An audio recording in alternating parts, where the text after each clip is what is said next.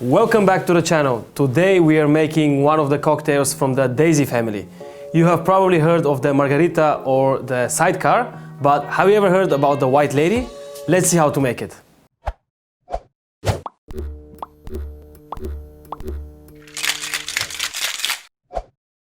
If you haven't heard about the White Lady, it's a classic. And when did it appear for the first time?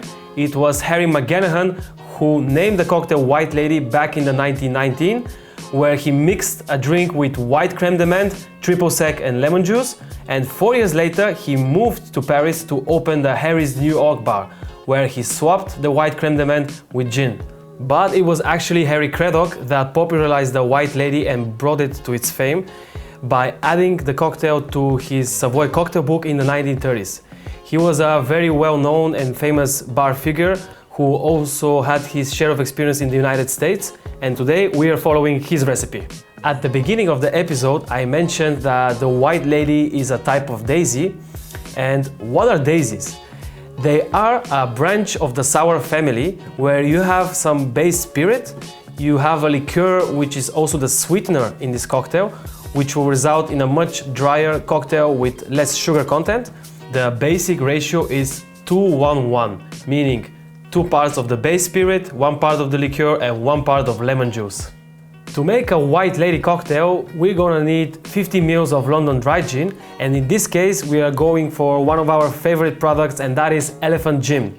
This gin is handmade and distilled in Germany and has a very unique blend of botanicals, many of which that are sourced from Africa, like devil's claw, lion's tail and buchu. And also there is a very beautiful cause behind this product.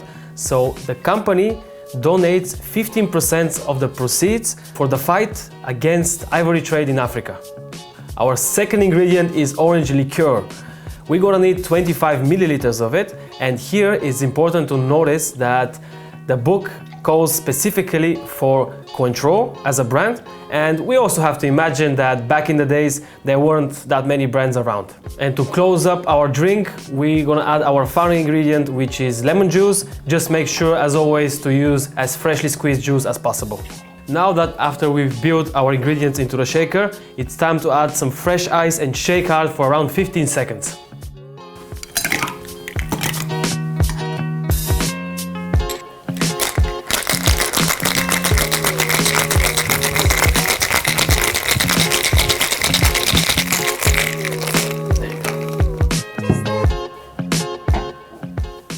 And then strain that into a beautiful coupe or something similar.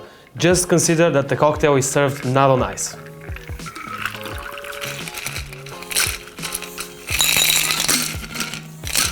Now that the cocktail is done, it's time for our garnish. And here I'm just gonna place a lemon peel on the rim of the glass, which will not only look beautiful, it will also add a nice aroma, citrusy aroma to the cocktail. And that's it, you guys, a classic White Lady.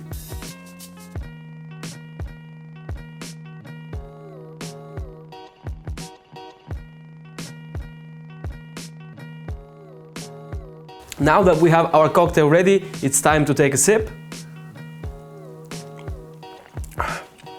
Yeah, it's well balanced. You can definitely taste the gin, which pairs perfectly with the Cointreau, and of course the lemon juice marries all those flavors together and adds a nice sour taste to it.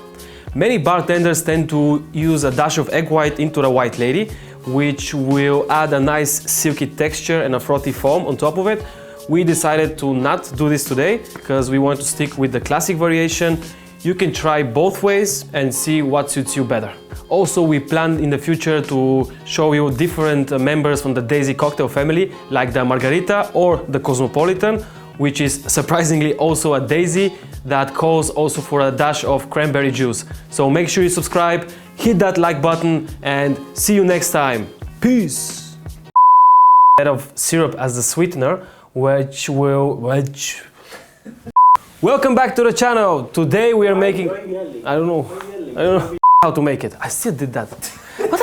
What is this, man? Like, come on, let's see how to make it. Ready? No, what? Why do I yawn now?